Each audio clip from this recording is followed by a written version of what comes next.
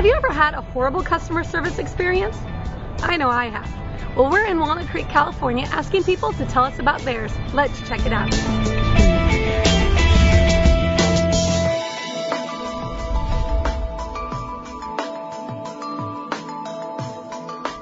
I hate the automated phones because you get bounced around and bounced around and bounced around forever. I like to talk to a person. My pet peeves are when people don't know their products.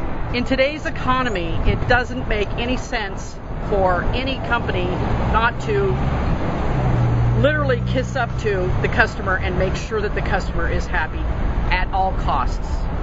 Being ignored. If I'm going to pay my money, I should have some attention, as far as, asking me if I've been seated or if I've been helped. Just something little as that can, go a long way with people. The people who help you come and hover.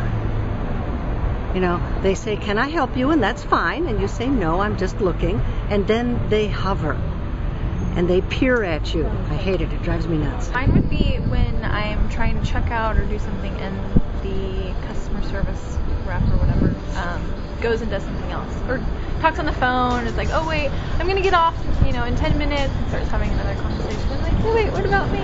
Just generally not knowing what their job is. So if you're there, like even like a checkout situation, and it's just a real basic function and not knowing what that function is, so it's just a training issue, really. Getting hounded about merchandise. Do you need help? Do you need help? Do you need help? Like twice is enough. I hate when people, especially in this market nowadays, you'd think that everybody realizes I go back to stores I'm loyal to, and I'm loyal to people who treat me well. So when I go in and I see people who are really young and they sort of have that whatever attitude, it's like, are you kidding me?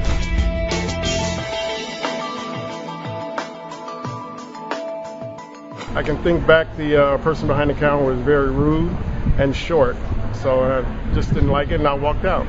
I'm not going to spend my money with someplace where you can't, act like you got some sense. There was a waitress and she was standing over and she was chit-chatting with her co-workers, and the food came late and everything. And I used to wait tables. And I really struggled because I do not like to not leave a tip, because I thought she's going to assume it's because I just don't tip.